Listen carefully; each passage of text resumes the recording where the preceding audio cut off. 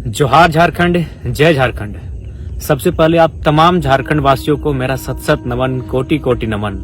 आपने इस युवा को इतना हिम्मत देने का काम किया, इतना प्यार, इतना समर्थन और इतना समर्पण आपको मिला कि आज पूरे राज्य में कहीं अगर कोई चर्चा का विषय है तो आपका लाडला बेटा, आपका छोटा भाई, आपका टाइगर जयराम मातो पूरे राज्य में चर्चा का विषय है। ये आपका प्यार है, ये आपका आशीर्वाद है। तो चलिए विषय को लंबा ना ले जाते हुए सीधा बात करते हैं। बहुत सारे सवाल आपके जहन में होंगे, बहुत सारे सवाल हमारे आलोचकों के जहन में होंगे, बहुत सारे सवाल गांव के चौपाल से उठ रहे होंगे। उन सवालों का मैं खुद से सवाल भी पूछूंगा और उन सवालों का उत्तर भी देने का काम करूंगा, क्योंकि मेरे पास मीडिया आज नहीं है।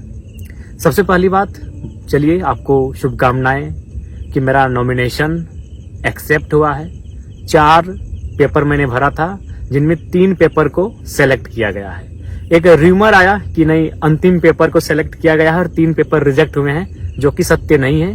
3 पेपर सेलेक्ट हुए हैं, 1 पेपर रिजेक्ट हुआ है। अब रिजेक्ट क्यों हुआ है, थोड़ा सा कारण बता देते हैं, कि बहुत सारे लोग कहने लगे कि पढ़े लिखे नौजवान और गलती कर रहे हैं। तो एक बात क्लियर आप जान लीजिए कि नॉमिनेशन फॉर्म वकील भरते हैं, और जो वकील रहे या कोई रहे, सबसे पहले उनका धन्यवाद।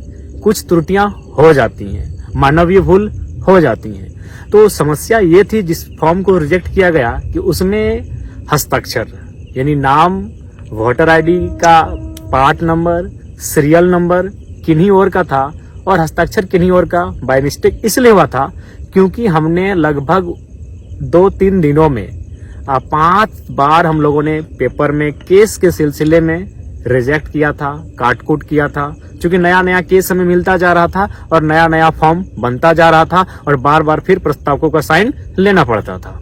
तो स्वाभाविक है, बार बार जब चीजें घटित होंगी तो कुछ त्रुटियां आ जाती है। तो खैर फिलहाल 3 पेपर सेलेक्ट है, 1 रिजेक्ट है, डज नॉट मैटर। 1 भी अगर सेलेक्ट होता है तो उसी से लोग चुनाव लड़ते हैं। अब बात करते हैं उस दिन हुआ क्या था। केस के बारे में सब जानना चाहता है, बहुत सारे लोग मेरी जुबान से जानना चाहते हैं कि सच्चाई आखिर है क्या।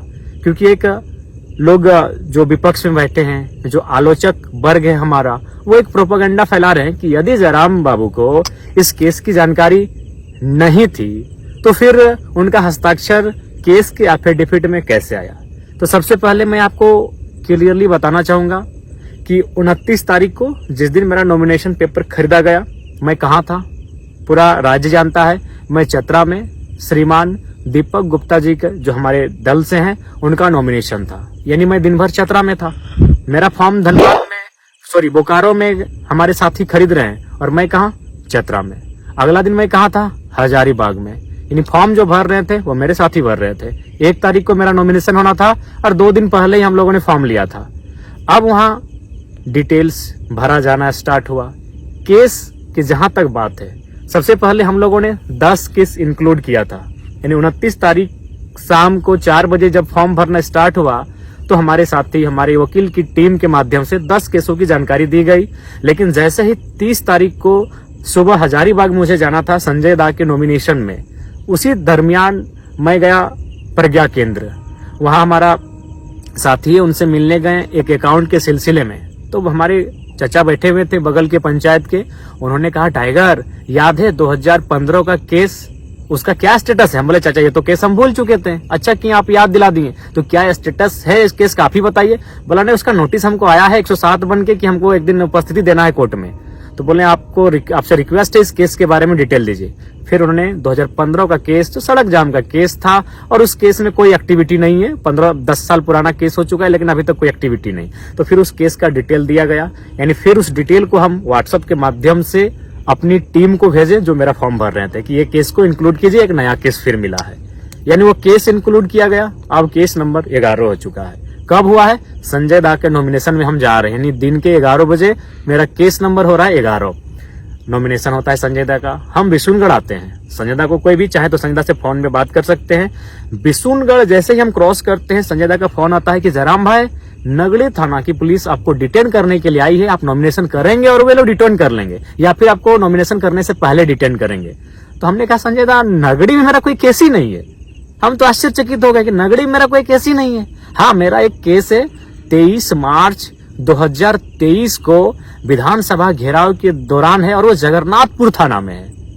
यानी मेरा नगरी में कोई केस नहीं है। मैंने संजय देव कहा, उन्होंने कहा नहीं आप क्लियर कीजिए, क्योंकि मेरे एक साथी वहां रहते हैं, उन्होंने परफेक्ट सूचना दिया है। यानी नॉमिनेशन मेरा था 1 मई को और रात 8 से 9 बजे 30 अप्रैल को वरीय पुलिस के एक पदाधिकारी के माध्यम से उस केस की जानकारी मिली। फिर हम लोगों ने आनन फानन में ये जानने का प्रयास किया कि उस केस में धारा क्या है।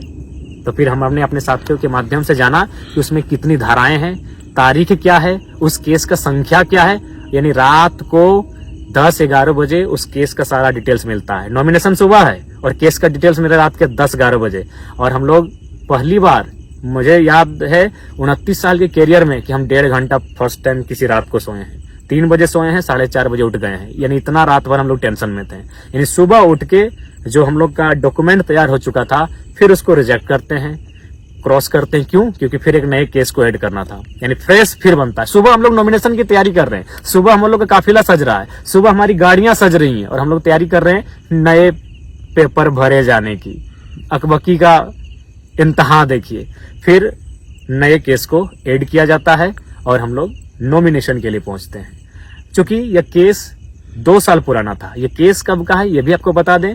ये केस है आपका 21 मार्च 2022। यानी पहली बार जब ये आंदोलन अपने पीक टाइम में था और हम लोग फर्स्ट टाइम विधानसभा घेराव का कार्य किए थे, उस समय का है। और उस समय सभी जानते हैं कि हमारी एक्टिविटी बिल्कुल नियमता हुई थी। वहां उस समय जो डीएसपी मौजूद थे, उन्होंने अब बहुत सारे न्यूज चैनल में, बकायदा मुझे सनी दा का नाम याद है, उन्होंने पूछा भी था कि जयराम महतो पर कोई एफआईआर होगा। उन्होंने कहा नहीं, जहां तक 144 लागू है उस सीमा के बाहर ये लोग धरने पर बैठे हैं, कोई एफआईआर नहीं होगा। तो हम लोग भी आश्वस्त हो चुके थे। और सबसे खास बात, यदि डिटेन ही करना था, यदि वारंट ही निकालना था, तो 2 साल के दरमियान मैंने नहीं करने से भी 2-2.5 हजार सभा किया है। उस दरमियान अरेस्ट करते, चतरा नॉमिनेशन के समय अरेस्ट करते, हजारीबाग नॉमिनेशन के समय अरेस्ट करते। लेकिन खैर, साजिशें बहुत गहरी हैं। साजिशों का जो जड़ है वो बहुत दूर तक फैला है। लेकिन उम्मीद है कि हम लोग भी बीज हैं, दबेंगे नहीं, पुनः उग जाएंगे। तो ये केस का डिटेल है। मैं मानता हूं केस की जानकारी मुझे बिल्कुल 30 तारीख को कंफर्म हुई है। और 30 तारीख को जैसे ही कंफर्म हुई, अगले दिन नॉमिनेशन के दिन हम लोग अपना फॉर्म को चेंज किए, उस पेज को, और नया पेज प्रिंट आउट करके निकाले, उसमें केस के डिटेल्स को भरे और फिर मैंने अपना हस्ताक्षर किया। ये रियलिटी है, ये फैक्ट है। आप संजय दा से पूछ सकते हैं कि संजय दा ने जब मुझे जानकारी दी तो मेरे चेहरे में किस प्रकार से एक आश्चर्यचकित का क्वेश्चन मार्क था कि संजय दा ऐसा कैसे होगा। नहीं, मेरा नाम ही नहीं हो सकता है, इतना हम कॉन्फिडेंट थे। तो ये केस का मैटर। अब एक सवाल ये आ रहा है, भाग गए, फरार हो गए। मैं आपसे पूछना चाहूंगा कि भागने का अर्थ, भागने की को कैसे आप परिभाषित करेंगे। मान के चलिए हम किसी नदी के बीचों बीच हैं और नदी के जो पानी है, उस पानी को जिम्मेवारी मिली है कि जयराम महतो को घेर कर रखना है। तो जाहिर सी बात है, या तो मुझे नीचे सुरंग बना के निकलना होगा या तो उड़ के निकलना होगा, क्योंकि पानी की जिम्मेवारी है। या फिर अगर मुझे साइड से निकलना है, जिस तरह निकलेंगे, तो पानी को खुद रास्ता देना होगा। बिल्कुल यही बोकारो में जहां मेरी सभा हो रही थी, बिल्कुल चारों तरफ गोलाकार पुलिस खड़ी थी, हाथ से हाथ मिलाकर पुलिस खड़ी थी। आप वीडियो देख लीजिएगा। तो फिर हम कैसे निकले? जाहिर सी बात, उन्होंने रास्ता दिया है। जी हाँ, उन्होंने ही रास्ता दिया है। मैं स्वयं उस वीडियो को वायरल करूंगा। पुलिस बैक पर आई है और स्कॉर्पियो के बोर्नेट पर बैठकर कोई फरार होता है भाई। अब सवाल है कि मैंने 1 मई नॉमिनेशन में जाने से पूर्व रात को 2-2:30 बजे शमशान घाट में बैठकर मैंने वीडियो 3 बनाया था। एक वीडियो में यह संदेश दिया था कि मुझे पूर्ण आशा है कि मेरा अरेस्टिंग हो जाएगा, अरेस्टिंग होने के बाद फलाना कार्यकारिणी केंद्र अध्यक्ष होंगे। मैंने ये भी उस वीडियो में घोषणा किया था, क्योंकि मुझे भी पूर्ण आशा था कि हम लोग मुझे डिटेन कर लिया जाएगा। इसीलिए आनन फानन में 3 सेटों को भरा गया, क्योंकि पूर्ण आशा थी कि डिटेन करेंगे ही करेंगे। लेकिन वहां तक, डीसी चैम्बर से बाहर निकलने तक मैं बहुत उत्सुक था कि मुझे अरेस्ट करें।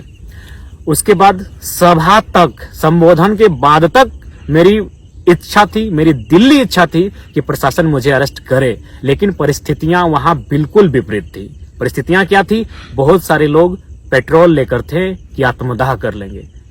बहुत सारे लोग हिंसक और उग्र स्वभाव रूप धारण कर चुके थे। वीडियो फुटेज आप देखे होंगे। यानी मैंने इसलिए वहां से निकलना उचित समझा। मैं निकला हूं, फ्रॉड नहीं। मैं बार बार कहूंगा, क्योंकि आप मेरा स्टेटमेंट अंतिम क्या था याद होगा कि एसपी साहब माफ कीजिएगा, भीड़ की भावनाओं का सम्मान कीजिए, डिटेन किसी और दिन कीजिए। ये मेरा अंतिम शब्द था कि एसपी साहब माफ कीजिएगा, भीड़ की भावनाओं का सम्मान कीजिए, डिटेन किसी और दिन कीजिए। और हम वहां से निकल गए। कि आज हम घर निकलते हैं, बाद में इस विषय पर बात करेंगे। क्यों 1.5 लाख की भीड़ और पुलिस कितनी थी? 1,500। क्या पुलिस में सामर्थ्य था कि हमें वो डिटेन कर लेते बिना किसी हो हंगामे के, बिना किसी उपद्रव के, बिना किसी मुठभेड़ के? पॉसिबल नहीं था। 1.5 लाख की भीड़, 1,500 पुलिस, अनहोनी अप्रिय घटना घट जाती।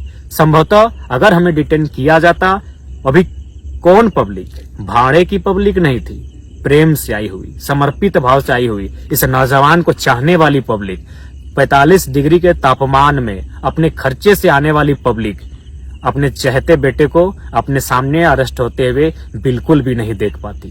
पता नहीं बोकारो का विधि व्यवस्था उस दिन क्या होता, पता नहीं बोकारो की परिस्थिति उस दिन क्या होती। कहीं कुछ अप्रिय हिंसक घटना न घट जाए, इसलिए मैंने बिल्कुल स्कॉर्पियो के बोर्नेट से कहा कि एसपी साहब माफ कीजिएगा, भीड़ की भावनाओं का सम्मान कीजिए, डिटेन किसी और दिन कीजिए। आप चाहे तो उस सभा में मौजूद तमाम मीडिया रिपोर्टर से पूछे, तमाम पुलिस के पदाधिकारियों से पूछे या जनमानस से पूछे। मेरा यही अंतिम स्टेटमेंट था, क्योंकि आसान नहीं था भीड़ को नियंत्रण कर पाना, आसान नहीं था मुझे वहां से डिटेन करके ले जाना। जो कि आप भी जानते हैं, आप हमें पसंद करें या ना करें, मैं ये अपने आलोचकों के लिए और विपक्ष के लिए कहना चाहूंगा, लेकिन ये आपको मानना होगा, आज लोगों के आशीर्वाद ने मुझे झारखंड का जननेता बनाया है। आज 45 डिग्री के टेम्परेचर में लोग बिना अपना खर्च से गए थे, और आप एनडीए और यूपीए के प्रत्याशी कितने लोग अपनी मर्जी से गए थे और कितने लोग साधन जुटाने के बाद गए थे नामांकन रैली में, ये बताने की आवश्यकता नहीं है। गांव में चर्चा है कि टेम्पो में कई रुपया दिया गया था और बोलेरो वालों को कई रुपया दिया गया था और दिन भर रहने का कई रुपया दिया गया था। ये किसी से छुपा नहीं है। मैं कह रहा हूँ 10%, 15-20% गए होंगे उनके भी रैली में, जो उनके नजदीक के लोग हैं, जो उनके समर्थक हैं, लेकिन मैक्सिमम लोग भाड़े से लेकर गए थे, ये आपको मालूम है। तो ये बिल्कुल परिस्थितियां सामान्य नहीं थी कि हम वहां से डिटेन कर लिए जाते। मैंने यहां तक वीडियो आप किसी चैनल में देखिएगा कि डीएसपी साहब से हम कान में बात कर रहे हैं। ये कौन सा तरीका है कि भागने वाला आदमी डीएसपी से ऐसे कान में बात कर रहा हो? हम बोर्नेट पर बैठे हैं और डीएसपी साहब बगल में। हम उनको क्या कह रहे थे कान में पता है? कि सर या तो पिंडराजोड़ा थाना में हमको डिटेन करने का मौका दीजिए या तो पेट्रोबार में दीजिए। यहाँ से पॉसिबल ही नहीं कि आप हमको पकड़ के ले जाएंगे। यहाँ उपद्रव हो जाएगा, यहाँ अप्रिय घटना घट जाएगी, क्योंकि पब्लिक का मूवमेंट गजब का है। भावनाओं में भी है, आंखों में आंसू भी है और आंखों में अंगारे भी हैं। और मुझे लगता है बोकारो आज जल जाएगा। इसीलिए विधि व्यवस्था को मेंटेन कीजिए, डिटेन किसी और दिन कीजिए। और बिल्कुल स्कॉर्पियो के बोर्नेट से मैं निकला हूं। उसके बाद फिर मैं नीचे बैठा और निकलते रहा। और बिल्कुल पुलिस चारों तरफ थी भैया। भागना मतलब कि उड़ के जाते तो भागा मानते, नीचे सुरंग बना के जाते तो भागा मानते। चारों तरफ पुलिस है, वहां से हम कैसे पार होंगे? तो किसी ने हाथ छोड़ा होगा अपना, किसी ने रास्ता दिया होगा। हो सके हमारे चाहने वाले ऊपर पुलिस के लोग होंगे, संभावना है। तो हम तो उनके बीच से निकले हैं।